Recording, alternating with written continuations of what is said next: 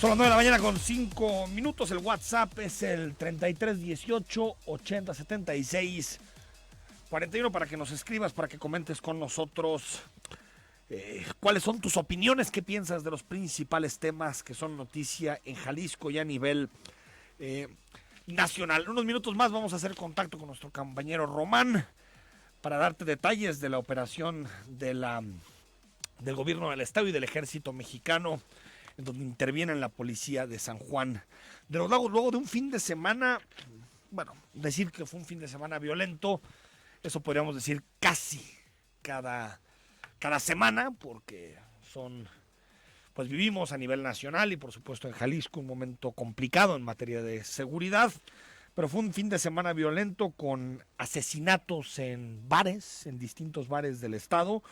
Uno en el caso de Lagos de Moreno, donde murieron 3 personas, y también en el caso de Tonalá, dice el fiscal y el coordinador de seguridad que no están relacionados ambos casos, pero fue un fin de semana violento. Comenzamos también el lunes con 2 homicidios en las últimas horas en la zona metropolitana de Guadalajara. Siguen los asesinatos por los cielos. Y una buena parte de esto se debe, por supuesto, a la incapacidad de las policías. No es la primera vez que se interviene una policía. Te recuerdo que ya pasó en Tlajomulco, que hubo una intervención pedida en su momento por el alcalde Alberto Uribe, cuando el fiscal era Eduardo Almaguer. Intervinieron en la policía de Tlajomulco. El alcalde decía y sostenía que sus policías cobraban en 2 nóminas, que su policía estaba infiltrada, lo aceptó incluso en estos micrófonos. Meses después se intervino también de forma muy abrupta la policía de Tlaquepaque. Hay que recordar, aquí tuvimos las voces tanto del fiscal Raúl Sánchez como del jefe de gabinete Vicente Viveros para hablar de esta intervención. Llegaron al municipio de Tlaquepaque, llegaron tanto fuerzas estatales como federales. Sin embargo, meses después de aquella intervención no tenemos ningún dato, ni del caso de Tlajomulco, ni del caso de Tlaquepaque. Esperemos que en este sentido, si hay una intervención puntual en el caso de San Juan de los Lagos, cuando existan resultados, cuando existe investigación, podamos acceder transparentemente a la información, porque si no, parece que se toman decisiones que no necesariamente tienen objetivos de depuración o de limpiar las corporaciones policíacas, sino que hay otros objetivos que tienen que ver con el control, con la política, con intereses que exceden directamente la intervención puntual de las policías. Por lo tanto, transparencia también cuando se puedan dar los datos. Yo sé que si se opera y se interviene una policía no puedes estar dando datos todo el tiempo, pero sí que cuando se tenga un diagnóstico claro sepamos el grado de infiltración de estas policías. Hacemos contacto con nuestro compañero Román Ortega para que nos dé detalles de esta operación del gobierno federal, bueno, del caso del ejército y del gobierno del estado. Román, buenos días. ¿Qué tal, Enrique? Buenos días. Hace unos minutos ya acaba de terminar una rueda de prensa en donde el coordinador del Gabinete de Seguridad Macedonio Termes Guajardo, así como el secretario de Seguridad del Estado, Juan Bosco Pacheco, acaban de anunciar que fue intervenida la policía, la Comisaría de Seguridad Pública de San Juan de los Lagos. Son alrededor de 160 elementos los que serán traídos a la zona metropolitana de Guadalajara, a la academia. Se les realizarán exámenes de control y confianza, una capacitación para la certificación y también señalan que una vez que se realice esta capacitación, pues también fase de elaboración de los exámenes de control y confianza, pues se determinará qué elementos o cuántos son los que podrían estar vinculados al crimen organizado. En tanto, pues también te comento que el secretario de Seguridad del Estado, Juan Bosco Pacheco, informó que hasta el momento pues se desconoce la situación y el paradero del comisario de Seguridad de San Juan de los Lagos, así como de su segundo al mando. Si bien hasta el momento no hay indicios propiamente de él, pero tampoco se tiene su ubicación. Se le da un plazo de 24 horas, o se tiene un plazo de 24 horas para que presente los informes correspondientes a su superior jerárquico, que en este caso es el presidente municipal, y en caso de no hacerlo, pues ya la Secretaría de Seguridad del Estado estará tomando cartas en el asunto. Escuchemos parte de lo que acaba de comentar el secretario de Seguridad, Juan Bosco Pacheco, precisamente respecto a que en ese momento se desconoce cuál es la ubicación del comisario de seguridad de San Juan de los Lagos. Escuchemos. Como superior jerárquico, reitero, del comisario, que sería en este momento el presidente municipal, considero que pues nada, en un plazo mayor a 24 horas tendrá que estarse presentando para hacer la entrega correspondiente. Se levantará la constancia correspondiente y el procedimiento ya en las facultades de la Secretaría para tomar las medidas correctivas al respecto, que pudiera ser incluso la solicitud al presidente municipal de que haga la separación inmediata al no atender sus responsabilidades. Parte, Enrique, de lo que señala el secretario de Seguridad en Jalisco, Juan Bosco Pacheco. Es el reporte.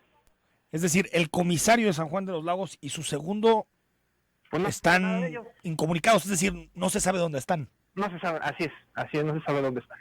Pues entonces huele mal, ¿no? Sí, realmente... hay una intervención y se van el 1 y el 2. Es correcto. Tal vez, ¿no? Lo que mencionaba Enrique es que se le da un plazo de 24 horas para que pues responda a su superior jerárquico, que en este caso es el presidente municipal. ¿Pero por qué le dan un plazo de 24 horas? ¿Eso dice la ley? No. Es un plazo que ellos están dando pues para evitar... pues que vayan por él, ¿no? Exactamente, que se pueda... pues evadir de cualquier responsabilidad administrativa, sí, en este caso, y que esta pudiera derivar en alguna otra situación. ¿Quién se encarga de la seguridad de San Juan? ¿La Policía Estatal y la Guardia Nacional? Exactamente, son alrededor de 500 elementos entre Policía Estatal y elementos de la Guardia Nacional, del Ejército, los que estarán haciéndose cargo de la seguridad del municipio de San Juan de los Lagos, hasta en tanto pues no se termine con todo este proceso de evaluación a los elementos de la Policía Municipal, que son alrededor, como te comento, de 160, 160 efectivos. 160 que vienen a la academia, a la zona metropolitana, les van a hacer los exámenes de control de confianza y se sabrá si son aptos o no para el puesto, para desempeñarse como policías. Pues también ver si alguno de ellos pudiera tener vínculos con la delincuencia organizada, que hay que recordar en las últimas semanas, Enrique, pues la zona precisamente cercana a San Juan de los Lagos, los Altos, Lagos de Moreno, pues ha sido escenario de hechos violentos, de ejecuciones, incluso de ataques a corporaciones municipales. Pues qué grave. Gracias, Román. Muy buenos días. Reporte de Román Ortega, completísimo sobre lo que sucedió hace unos minutos en la rueda de prensa que dio el secretario de Seguridad, el coordinador de Seguridad, el fiscal, para hablar de este tema. A ver en qué acaba esta historia. No, te comentaba, no es la primera vez que se intervino en el municipio, han sido varios, pero después ya no nos enteramos de nada, no nos enteramos ni de que cesen a ningún policía, ni de si tienen vínculos o no con el crimen organizado, simplemente nos quedamos con el cuartelazo y después de eso ya no tenemos información. Esta es la primera ocasión que le toca a la administración actual intervenir en un municipio importante. Y por lo tanto esperemos tener más información y también saber el paradero del 1 y del 2, que yo creo que darles 24 horas para que se presenten, pues está más claro ni el agua, que si hay una intervención de esta magnitud y se van los dos superiores, es porque algo esconden, si no deberían estar en su trabajo como lo están el resto de los policías de San Juan de los Lagos. Por cierto, y relacionado también con seguridad, el tema del poder judicial. Yo creo que el titular, el presidente del Supremo Tribunal de Justicia, Ricardo Suro, tiene la mejor de las voluntades, ha estado aquí con nosotros en muchas entrevistas para hablar de transparencia, de combate a la corrupción, de los privilegios en el poder judicial, pero ya va a cumplir varios años. Él llegó, Suro, después de la crisis. Usted se acuerda de Vega Pámanes. Él llegó como presidente del Supremo Tribunal 2 meses después, y la realidad del Poder Judicial en este momento no es mejor que hace 3 años, no es mejor, porque sigue habiendo nepotismo. El dato que da hoy Mural en su investigación, Grupo Reforma, me parece que son datos indebatibles. 51% de jueces y magistrados en México tienen al menos un familiar en el Poder Judicial. Estamos hablando a nivel nacional, más de la mitad. Y 73% de los magistrados en Jalisco tienen parientes en nómina. 3 de cada 4. 73% de los magistrados. Esto es una cifra demoledora. No es que hablemos de casos aislados, sino que es sistemático la utilización de nóminas, de la nómina del Poder Judicial para premiar a los parientes de los magistrados. Y ni hablamos de los sueldos, y ni hablamos de los bonos, porque también hoy publica el diario El Informador, que estamos hablando de que aquella reforma, y bueno, yo entiendo que las reformas tienen que madurarse y no pueden ser retroactivas, y por lo tanto el bono de retiro no puede ser retroactivo porque es un derecho que adquirieron los magistrados antes de la nueva reforma.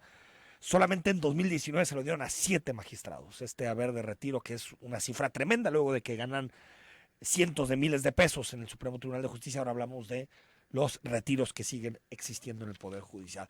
Se han hecho pocas reformas en materia de transparencia, se han hecho pocas reformas en materia de fortalecimiento del Poder Judicial, es decir, buenas intenciones de Ricardo Suro, pero seguimos atrapados en los mismos problemas del Poder Judicial. Y por supuesto que le podemos echar la culpa al gobierno de lo que está pasando en materia de seguridad, pero también a los jueces, porque también los tribunales no están operando de la manera adecuada. Hace poquito soltaban a feminicidas.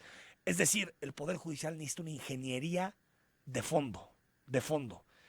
Y Suro puede tener muy buena voluntad, pero hay resistencias internas que no quieren dejar los privilegios. Vamos al corte, son las 9 de la mañana con 16 minutos. Cuando regresemos hablamos del paro nacional de mujeres convocado para el 9 de marzo, para que lo entendamos, qué impacto tendrá, por qué un paro y no otro tipo de manifestaciones. Platicaremos con Paola Lazo y más adelante hablamos con la diputada Mara Robles de Educación.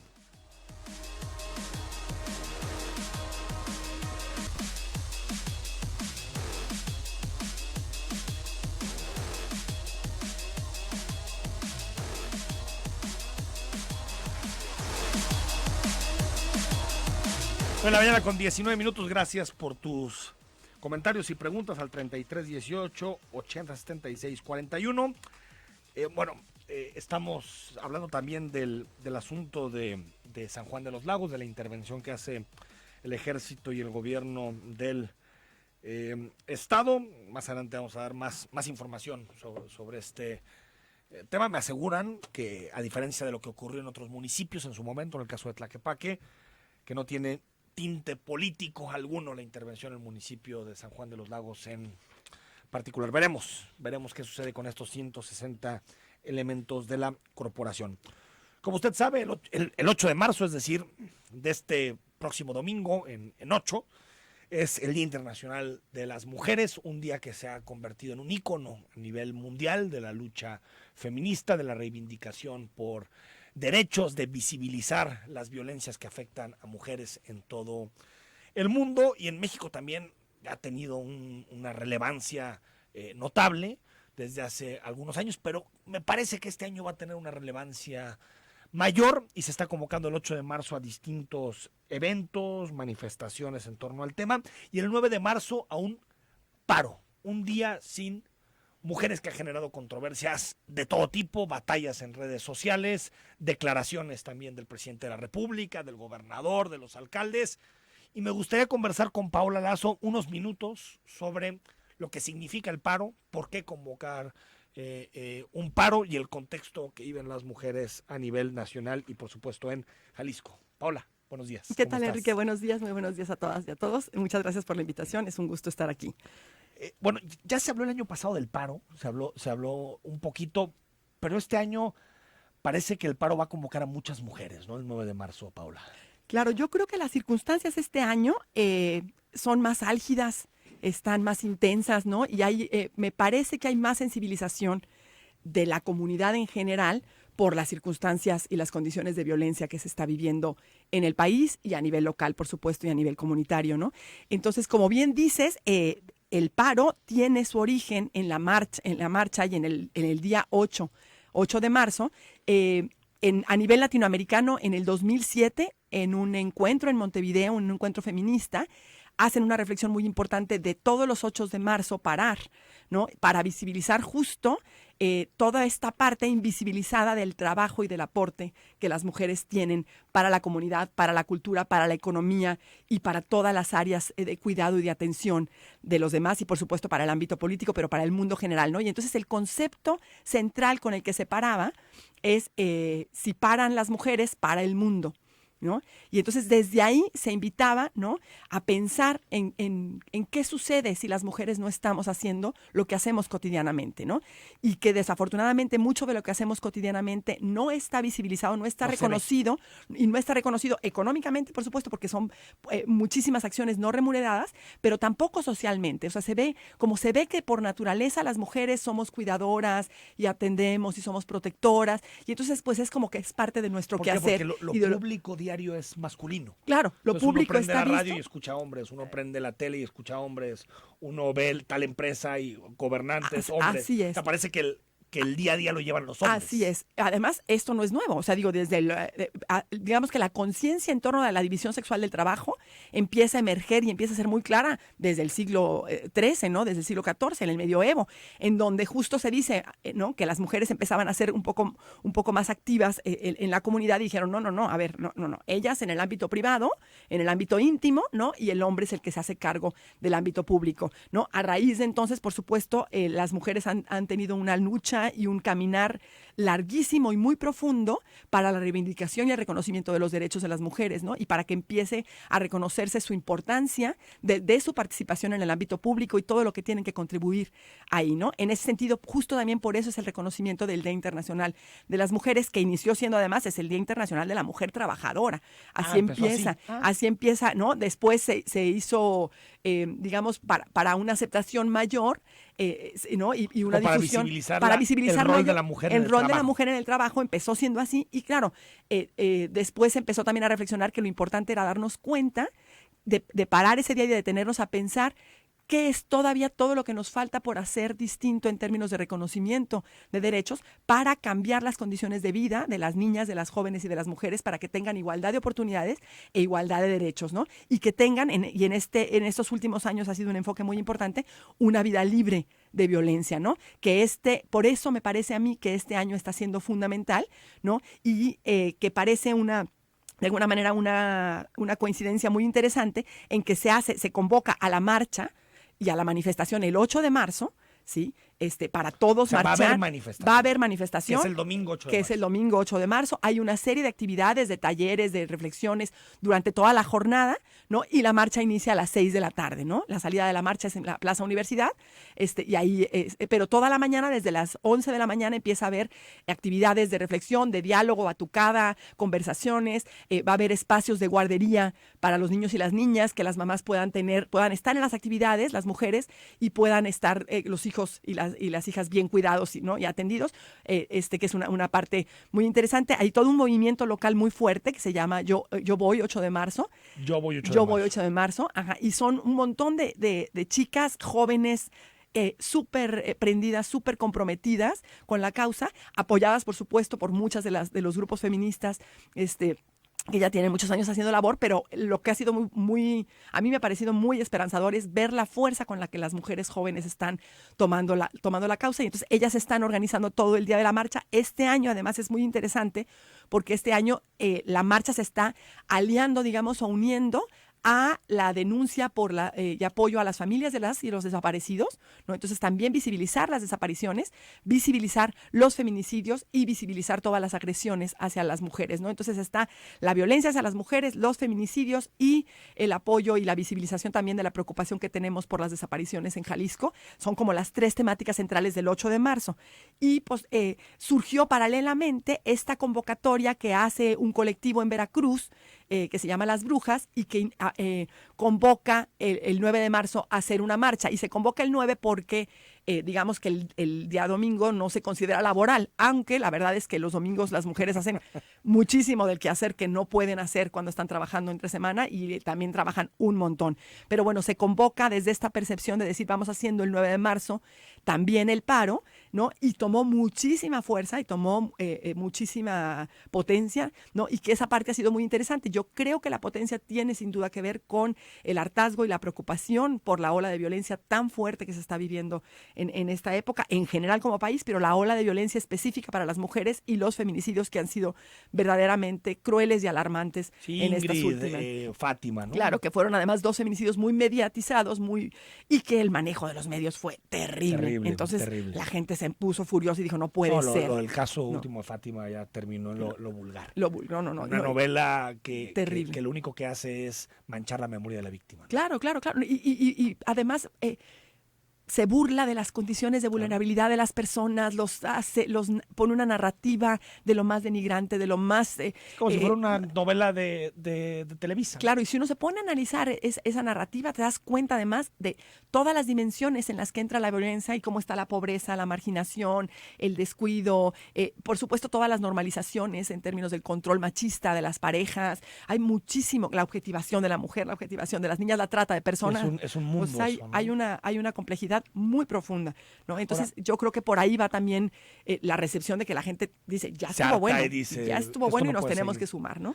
¿Qué piensas, Paula, cuando escuchas al presidente decir que el paro es digamos, un artilugio de la derecha y de los conservadores para golpear a su gobierno? Mira, me parece súper desafortunada, no solo ese comentario, sino también la reacción que ha tenido en estas últimas semanas en general a la demanda y a la exigencia en torno a la atención a los feminicidios, pero en este caso particular creo que en este tema podría guardar el silencio. Sin duda podría tomar una postura además mucho más solidaria, además, creo que sería, por supuesto, que llevarse huevos a su canasta, sin duda. Yo siento, hay una partecita que entiendo en términos del extrañamiento que le da que la derecha conservadora se sume a este tipo de causas, que la verdad es que tengo que ser honesta, a nosotras también nos causó extrañeza y dijimos, ¿cómo que los primeros en sumarse son los panistas? ¿No? Cuando no han sido gobiernos caracterizados por apoyar la violencia hacia las mujeres ni los derechos de las mujeres. Entonces, esa parte de oportunismo sí nos brincó. También a las mujeres, sobre todo a las mujeres que tenemos un poquito más de camino andado en esta parte y que nos han, digamos, ¿no? Que nos ha tocado vivir un poquito más de porrazos. Entonces, ese extrañamiento sí nos vino, sin duda, ¿no? Pero también somos conscientes de que la voz la tenemos que alzar todas y todos y que es un momento crucial para no dividirnos y para decir, a ver, lo que queremos es mandar un mensaje contundente y queremos además hacer este ejercicio contundente que nos permita realmente ver qué pasa en nuestro país, qué pasa en México, si las mujeres hacemos esa pausa, ¿no? Y aprovechar esa pausa para dialogar, para pensar, para reflexionar y para además, lo que va a ser muy interesante es que como ciudadanos y como ciudadanas podamos exigir a los gobiernos, ¿sí?, que se están sumando y que se están parando el cuello con este paro, que están diciendo sí, claro que sí, y que están diciendo erróneamente damos permiso, porque no se trata de que nos den permiso, ¿no? Sin duda, podamos también tener una ruta de exigibilidad más clara, ¿no? En donde podamos decirles, a ver, ¿no?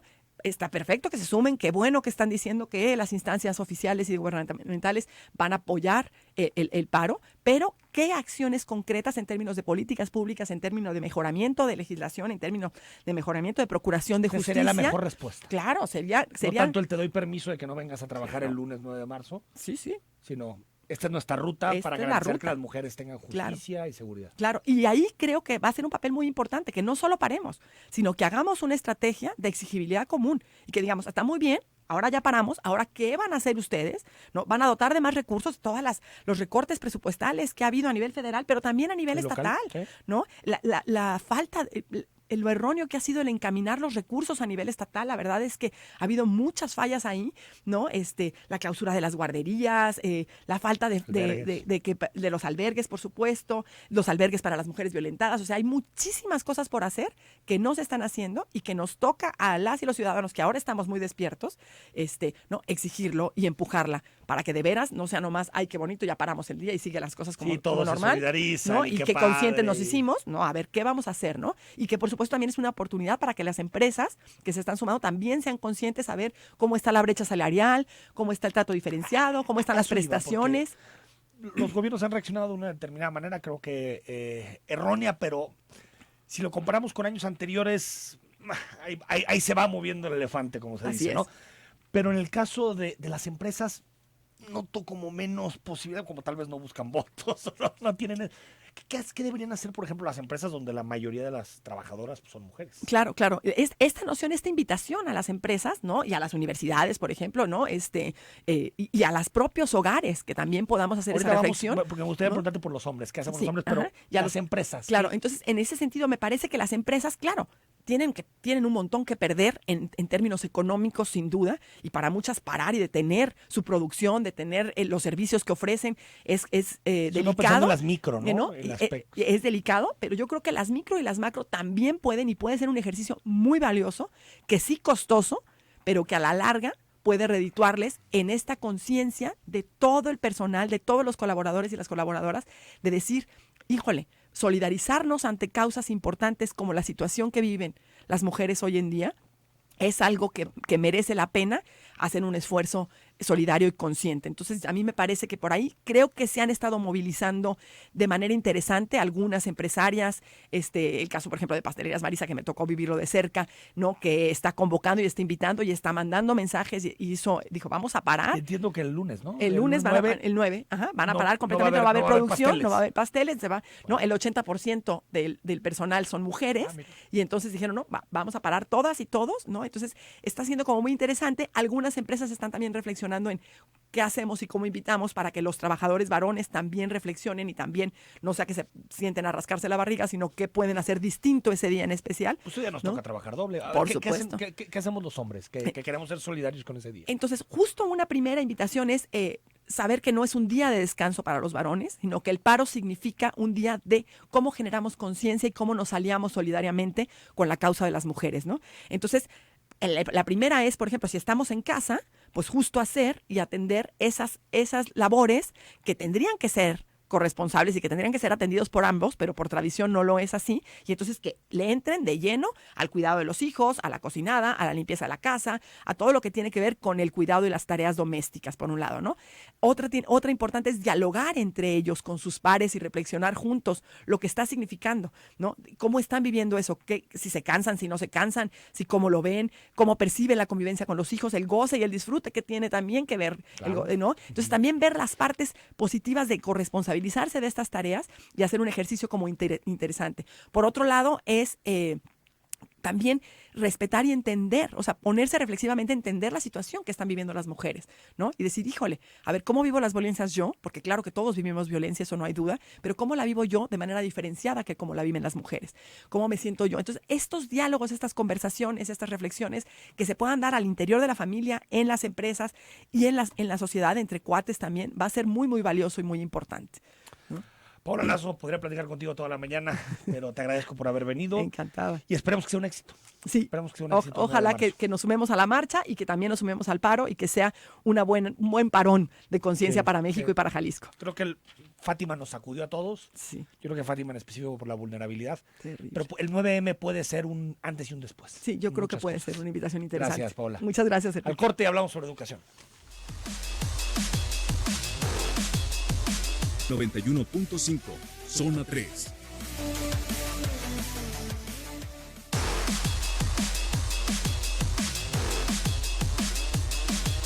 Bueno, la mañana con 38 minutos. Gracias por sus mensajes al 33 18 80 76 41. Más adelante tendremos posibilidad de darle lectura. El jueves comienzan los foros sobre la reforma educativa en Jalisco. Va a ser en el ITESO a partir de las 9 de la mañana. Usted se acordará que el año pasado hubo una reforma al artículo 3 de la Constitución, la reforma educativa de cada 6 años, y en Jalisco se está discutiendo, pues dentro de ese marco constitucional federal, si se puede hacer algo o no para mejorar la educación de los jaliscienses. Y quiero platicar con Mara Robles, diputada local. Mara, ¿cómo Muchísimas estás? gracias, Enrique. Gracias por invitarme. Al fin llegó el día, ¿verdad? Tenía un año como ahí viene el lobo, y por fin llegó el momento de actualizar la Ley de Educación de Jalisco. ¿Por qué actualizarla? ¿Y qué margen tenemos? Porque al final la federación tiene muchas competencias en esta materia, ¿no? Eso que dices es muy importante porque cuando uno lee el artículo 3 y luego la Ley General de Educación, casi empiezas a llorar, porque ahí te va. La federación tiene derecho de decidir los planes de estudio, el calendario escolar, el horario escolar, la relación laboral con los maestros y también tiene la posibilidad de hacer los libros de texto y definir hasta el horario, ¿no? Entonces uno dice, uy, pues no hay nada que hacer. Pero luego, la misma Ley General de Educación tiene otro capítulo que se llama Federalismo, en el que básicamente en todo lo anterior dice que los estados podrán coadyuvar y que la educación debe tener una perspectiva regional y local. Entonces yo dije, pues de ahí somos. Y hemos tenido muy buenas reuniones, tanto el gobernador, el secretario de Educación como servidora, con el secretario federal Esteban Moctezuma y con la diputada presidenta de la Comisión de Educación de la Cámara de La Piña, planteándoles que nosotros no nos queremos volar la barda, nosotros no queremos controvertir, nosotros no queremos discrepar de lo que en esencia se aprobó a nivel federal, porque estamos de acuerdo en que se ampliaron derechos, o sea, por ejemplo, ahora el artículo 3 constitucional habla de derechos humanos, o sea, del derecho común, derecho que sirve para ejercer otros, aunque parezca trabalenguas, pero eso es muy importante. Sí. 2, se aprobó, por ejemplo, la educación con perspectiva de género. En el Congreso local, yo soy muy feliz porque es una iniciativa que impulsamos nosotros desde Jalisco, quedó el derecho a educación para la vida, es decir, educación en artes, activación física, educación y nutrición. De tal manera que el paraguas es suficiente para que quepamos todos. Entonces, ¿qué podemos hacer que valga la pena y que mejore las cosas? 4 cosas. 1, que el derecho a la educación solo se declare cumplido si los niños aprenden o no aprenden. O sea, no con matricularse. Exacto, y no basta con las calificaciones y no basta con el certificado. Hay algo que yo estoy segura que las calificaciones deben ser reflejo de que aprendiste. Por Esa supuesto, es la idea, ¿no? Deberían. Tú que también das clases, igual que yo, pues yo sufro a la hora de las calificaciones porque me doy cuenta de que, a ver, los chicos saben más en unas cosas, en otras, o sea, la calificación debería ser el reflejo, pero no lo es. Va de nuevo, porque yo creo que tú eres el principal aliado en el que estoy esperanzada. ¿Por qué no es un escándalo que 7 de cada 10 niños salgan de la primaria sin saber leer y escribir? ¿Por qué los papás creen que los 3 que sí saben son los suyos? Pues porque todos tienen buenas calificaciones y pasan de grado. Entonces nosotros tenemos que generar un movimiento que le dé a conocer a los padres de familia que lo más importante es saber si sus hijos están aprendiendo no si sacaron 7 u 8. Exacto. Eso no es lo más importante en la educación. Exacto. Y ahí te va, yo tengo una propuesta muy concreta que no es ninguna novedad, ¿eh? Esto ya se hace en otros países y en Veracruz hay una cosa que se llama MIA. La propuesta es que en Jalisco existe un mecanismo de exigibilidad del derecho de aprendizaje de los niños que se llamaría cartilla del aprendizaje. Entonces tú tendrías un librito como la cartilla de vacunación que te diría si tu niño o niña a los 6 años en primero de primaria está aprendiendo lo que debe o no. Por ejemplo, todos los niños en primero, en principio, deben aprender a leer y escribir, ¿eh? Sí. O sea, ahí se alfabetizan. No, llegamos a secundaria y mucha gente ni siquiera comprende lo que está leyendo. Exacto. Entonces, pero lo que vas haciendo en la primaria es complejizar las frases. O sea, por ejemplo, en primero, debes de saber sujeto, verbo y predicado. O sea, la estructura de la oración. Exacto. Una persona, la acción que realiza y para qué la realiza. Pero si en tercero tú no puedes construir un textito de 3 renglones, perdóname, pero no sabes leer, no sabes escribir. Entonces, nosotros queremos hacer una cartilla que le vaya llevando de la mano a los papás. O sea, que en primero deben saber esto, en segundo deben saber esto, en tercero. Y este primer asunto, que parece sencillo, o sea, que en Jalisco el derecho a la educación solo sí se ve cumplido, si hay aprendizaje, pues es algo que no se ha hecho en todo el país, ¿eh? No se ha hecho, entonces es muy sencillo. Y el mecanismo para exigirlo es la cartilla. La cartilla. Pero ¿cómo sabemos, también como padres, que realmente lo saben? Pues con pruebas muy simples. Te voy a poner 2 ejemplos que me encantan. Invita a tu chiquito, en la medida de tus modestas posibilidades, a salir a comer a la calle un día. Uh-huh. Pueden ser desde tacos de cabeza hasta lo que quieras. Mejor sano, pero... Sano. Bueno, pero un taco de... Pero si es viernes, sábado, te das una licencia. Bueno, y entonces pídele que revise la cuenta. Y entonces que él sume lo que te cobraron. 2, que cuando pagues, él reciba el cambio y cheque si está bien. Con eso vamos a saber si sabe restar. Y luego pídele que deje la propina. Y con eso vas a saber si sabe lo que es un porcentaje y multiplicar. Así de sencillo. 2, pídele que te haga una carta. Dile, chico, redáctame una carta. Va a ser mi cumpleaños. Hazme una cartita. Y entonces tú vas a saber si la carta se entiende o no. O sea, son como ejercicios de calistenia. O sea, cuando O sea, vas en al realidad, doctor, quien va a supervisar el aprendizaje son los padres. pero El va sistema la educativo va a estar limitado a la calificación, como No, siempre. no, va la segunda propuesta. El primero fue derecho al aprendizaje y cartilla, para que los papás sepan. Y el segundo es, el sistema educativo en Jalisco tiene que tener un sistema de rendición de cuentas que ahorita no tiene. Es decir, en este momento, los padres de familia ven limitada su participación en firmar las boletas de calificaciones, o si tienen un polluelo que eventualmente puede ser un niño problema. O sea, si hace mucho relajo, si se duerme en clases. Que hay que evitar llamarlo así. Es, por Porque supuesto. de Es pronto terrible. se terrible. estereotipan algunos No, niños, se ¿no? estigmatiza. O niñas. Y muchas veces son niños que a su vez tienen grandes capacidades Claro. y que se desesperan porque no les Se das aburren batería. en clase, se aburren, ¿no? Absolutamente. Bueno, entonces, pero solo te llaman si hay un problema. O, desgraciadamente, si por el contrario el niño logra denunciar que ha sido víctima de acoso, de abuso, de bullying. Dije si logra, porque la mayoría de los niños no reclaman su derecho al buen trato, porque no saben que tienen ese derecho. Bueno, entonces la idea es que el sistema tenga un mecanismo de rendición de cuentas en donde una vez al mes los padres de familia pueden ir a la escuela, no 1 hora, sino realmente un par de horas o 3 horas, a analizar detalladamente con la escuela cómo está evolucionando su niño.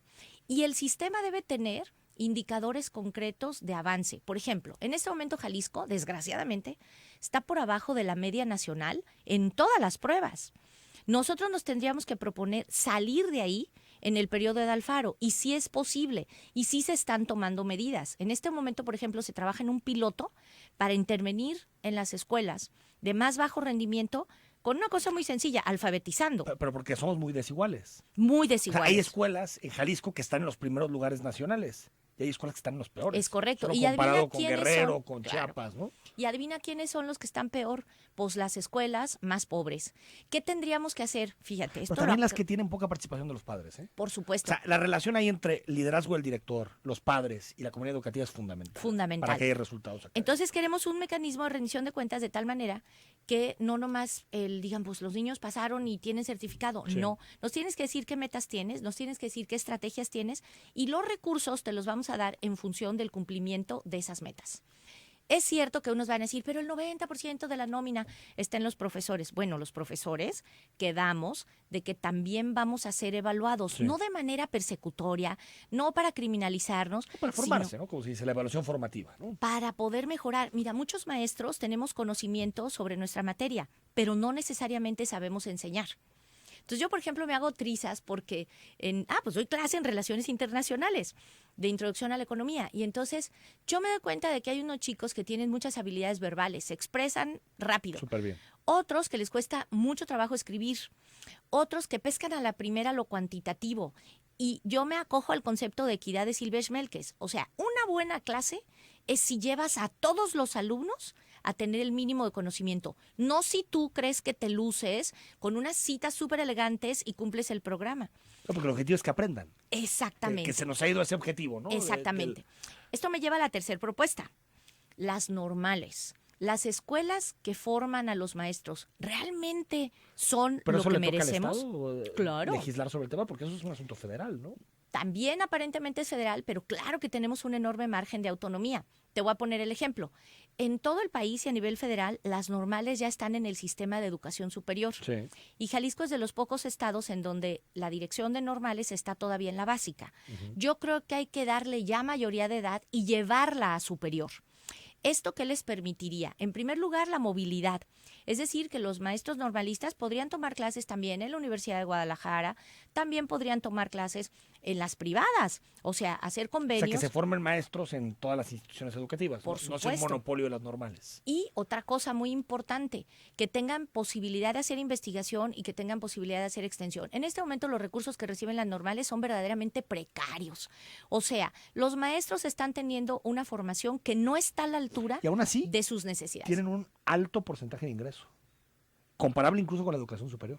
Exacto. O sea, que están saliendo de las normales, más allá de todas estas complejidades, están saliendo buenos candidatos a maestro. Me tengo que ir en 2 minutos, Samara. Entonces Jueves. te digo la cuarta, La cuarta. participación ciudadana. Es muy importante que haya un movimiento padres. popular que exija que sus hijos aprendan. Jueves, 9 de la mañana, en el Pedro Arrupe del ITESO, empezamos con el foro sobre educación intercultural, los derechos de los pueblos originarios, Ok. de los pueblos indígenas a recibir una educación de calidad. ¿Estos debates por cuánto tiempo se van a extender? Tenemos 10 foros, pero el 15 de mayo tenemos que tener terminada la ley. El Día del En- Maestro. Exactamente. Entonces, es el día que se aprobó la reforma del artículo 3º. Ah. Entonces, Parlamento abierto de veras.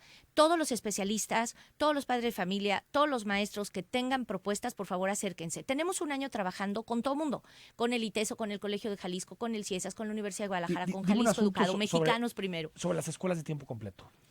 Es una desgracia que no Porque los todas las recortes a nivel escuelas... federal, que, por trágico. cierto, cuando hablamos de asuntos de las mujeres, eso le pega a las Por mujeres. supuesto. Yo Recortar soy los- una militante, combatiente de la escuela de tiempo completo. Todas las escuelas tienen que ser de tiempo Pero pues completo. no hay lana. No, pues es que No sí hay debe lana. haber lana. ¿Se te ocurre algo más importante que No, gastar claro, el pero dinero de la me gente? refiero a que Claro. estatalmente es difícil mandar esos recursos porque apenas se está cubriendo la Yo nómina. creo. Y federal no hay apoyo al programa. Entonces, Yo creo que si hacemos un sistema de rendición de cuentas que redistribuya los recursos y un cambio de paradigma, podríamos avanzar hacia allá.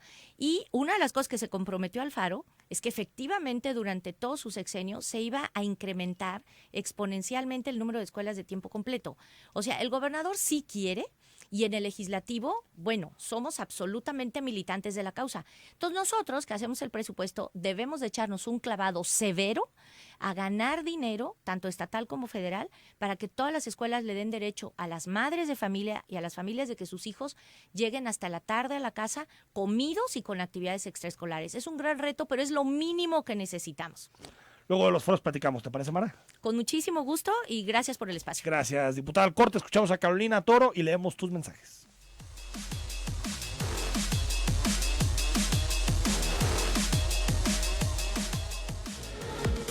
Muchos años, pero que ha ido creciendo en las últimas semanas, en el que las mujeres exigimos un Estado más eficaz para erradicar la violencia contra las mujeres, para realizar acciones públicas que de manera integral nos permitan vivir una vida libre, autónoma y segura, ha llegado a irrumpir en las calles, en las mañaneras presidenciales, en los medios de comunicación, pero también en las conversaciones familiares, en las pláticas con compañeros de la escuela o del trabajo. A la par de este, como lo llamo, florecer feminista, han explotado otros dos sucesos. Primero, todos los días los casos de feminicidios cada vez más crueles, más dolorosos y más expuestos por los medios de comunicación, y también reacciones de odio y rechazo a este movimiento expresándose en redes sociales o en comentarios cotidianos.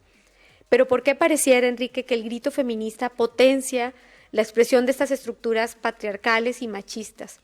Pues entre otras cosas, porque el reclamo de las mujeres incomoda, interpela a un Estado que sabe que es ineficiente e incapaz de garantizar, por ejemplo, igualdad salarial, seguridad en el transporte y en los espacios públicos, que ni siquiera entiende lo que es un sistema de cuidados fundamental para compartir la corresponsabilidad que tiene con las mujeres de cuidar a los pequeños de esta sociedad, a los enfermos y a los ancianos, esos de los que las mujeres nos ocupamos, que interpela a los jefes cuando se les pide o exige horarios compatibles con las escuelas de los hijos, cuando se les pide un espacio donde amamantar o permisos por enfermedades de los menores. Interpelamos a nuestros amigos cuando les decimos que nos da miedo tomar el Uber solas de regreso en la noche, cuando le pedimos a nuestra pareja que comparta las tareas de casa porque también proveemos y también nos cansamos, o cuando decidimos dejar una relación porque no nos sentimos propiedad de nadie. Interpelamos a nuestro círculo cuando decimos que estamos capacitadas y queremos el ascenso. Interpelamos a la escuela cuando pedimos que abran la clase de fútbol para mujeres o que permitan a las niñas llevar pantalón.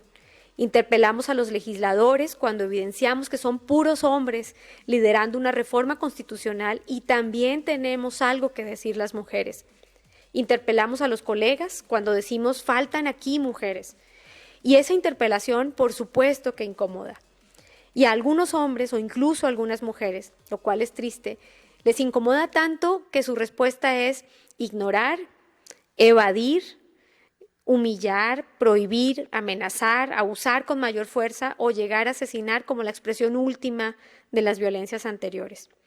Por eso y por muchas razones más, este 8 de marzo vamos a llenar las calles y el lunes 9 vamos a parar, no contra el presidente ni contra ningún gobierno o partido político. Marchamos y paramos para hablarle a una sociedad completa que ha sido tolerante con la violencia, con el abuso sexual de menores, que en la mayoría de los casos es por miembros de la familia. Le hablamos al Estado que no persigue, que no investiga, que no protege a las mujeres de los feminicidas, que no nos explica por qué desaparecen las mujeres jóvenes. Más allá de cada caso, no ha podido entender un fenómeno ni explicarlo para prevenirlo. El lunes 9 no estaremos, no vamos a hacer nada de lo que rutinariamente haríamos. Vamos a hacer notar nuestra ausencia, esa que afortunadamente será voluntaria, no como la de Ingrid, la de Abril o la de Fátima, esa que ellas no pidieron, no programaron, no vieron venir. Esa no durará un día, esa ausencia nos acompañará para siempre. Marchamos y paramos, como diría Alejandra Pizarnik, porque escuchamos los pasos peligrosos de quien no viene, del vecino que no tocó la puerta ante los gritos de una mujer, de la institución que no envió a nadie a resguardar a la niña en abandono, de quien recibió la denuncia y no vino a vigilar ni a investigar. No escucharon nuestros gritos, escucharán nuestro silencio. No notaron nuestra presencia, ahora verán nuestra ausencia. Por eso vamos a marchar el 8 y a parar el próximo 9 de marzo. ¿Acaso no son suficientes nuestras razones? ¿Qué piensa el auditorio? Abrazos, Enrique. Gracias a Carolina Toro, también sobre el paro de las mujeres, próximo 9 de marzo. Jessica nos dice, bueno, estas son muy buenas propuestas lo del tema educativo, pero hay que ver una realidad que ningún trabajo van a dejar faltar a los padres para cubrir esas horas. Tienes toda la razón, Jessica, por eso el acuerdo que por cierto ahorita está presentando Recrea, lo está presentando el gobernador, ahí está el presidente municipal de Guadalajara también, el secretario de Educación, tiene que venir en un acuerdo con el sector privado para que eso baje y que se vuelva un derecho a los padres tener esas horas para poder interesarse en la educación de sus hijos. Tienes toda la razón, Jessica. Buen día, Enrique. Lindo discurso de la diputada. Mi reconocimiento para esa intención. Solo no me queda claro cuándo se va a obligar a los padres de familia a asistir, velar y apoyar a los hijos estudiantes. En el momento en que los docentes los mandan llamar porque el niño o niña vomitó, ni comió, desayunó, no traen los útiles necesarios para trabajar, no cumplió con la tarea o simplemente para avisarle que está en riesgo de reprobar, ¿cuándo se les pedirá hacerse cargo de sus hijos? Bueno, qué tema, Alfonso, cuando el problema son la familia y no la escuela. Tienes toda la razón. Esto es un asunto estructural. Marta González, muchas felicidades a Mara. Creo que de las mujeres más capaces y coherentes en la política. Dentro de los comentarios, no escuché que se habla dentro del plan de estudios de integrar a la sociedad, gobierno e iglesia en un plan para enseñar a nuestros niños a respetarse entre sí. Bueno, eso es parte fundamental del asunto. Francisco, buen día, Enrique. Ya estuvo bueno de que el presidente siga con su estupidez de pensar que cualquier movimiento social es obra de los que no piensan igual que él. Francisco, coincido contigo, un demócrata tiene que aceptar que hay muchas personas que no piensan igual que él y que tienen el mismo derecho que todos a expresar sus ideas. Totalmente de acuerdo contigo, Francisco. Nos vamos, mañana está con nosotros Augusto Chacón para hacer el análisis. También nos acompaña el secretario de Economía y Marta Elia Naranjo, líder sindical de pensiones, que tiene un enfrentamiento verbal con el alcalde de Zapopan, Pablo Lemus. Te vamos a platicar de este tema. Soy Enrique Tucen, mañana a las 9, martes ya estamos aquí contigo.